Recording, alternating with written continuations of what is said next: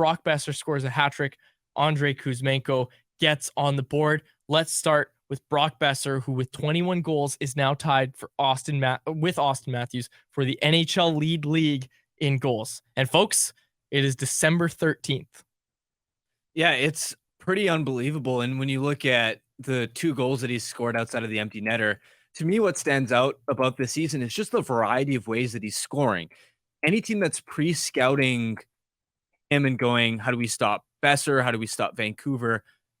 They can't look at 1 or 2 types of plays that Boeser is especially feasting on and go, well, if we make this adjustment, we're going to completely deny him, because the first goal, of course, is just a rebound goal in a greasy area, which he has such a knack for always being open on the doorstep for those rebounds in a spot where goal scorers should never be open. And I think that speaks to his hockey IQ, his timing, his anticipation, how he reads plays, an increased willingness to get to the front of the net.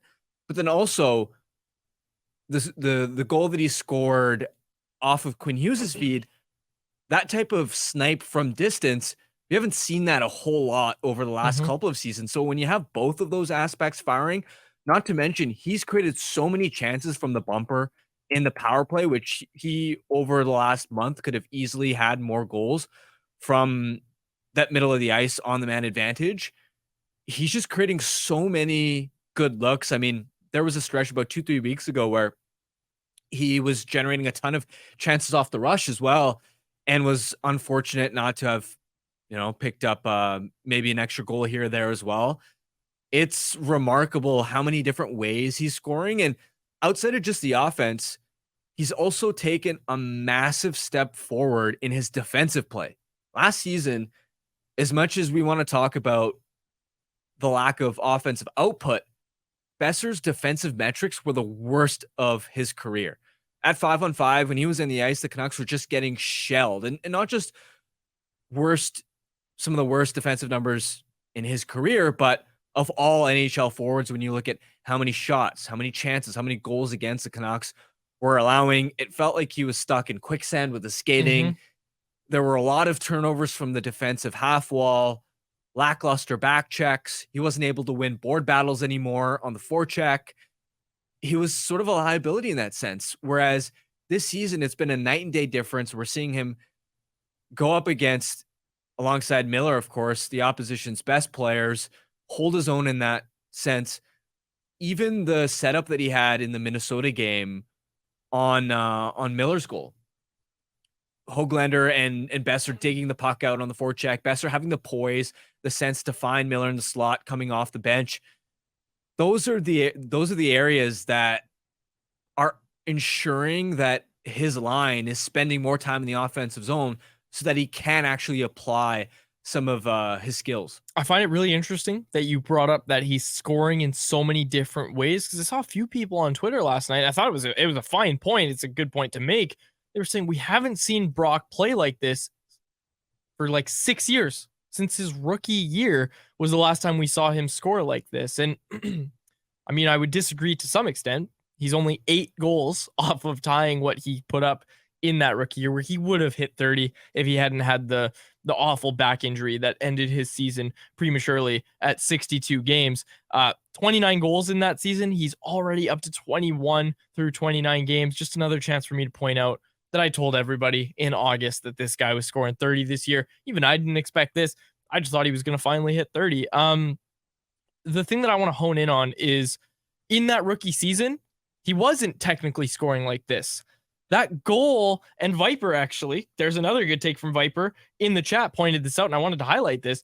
Boeser took down Chernak in a battle and got clear to score that goal.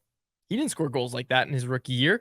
The one where he batted in on the backhand, batting it in on the backhand because you're at the front of the net, because you're in the dirty areas, he didn't really score goals like that in his rookie season. So you brought up the defensive play, which is an excellent point. There's a big difference between rookie Brock Boeser and even last season Brock Boeser compared to this season Brock Boeser. But right now we're seeing a guy putting it all together in all areas of the ice, and also adding new elements to his game as a goal scorer. And right now we are seeing it, as the title of the episode suggests, Brock is back. He's evolved, he's matured, even little details like how effective he is screening the front of the net. Rookie Brock never did that, right? And rookie Brock Boeser was so exciting, so electric, so fun because he was just sniping bar down from distance every time.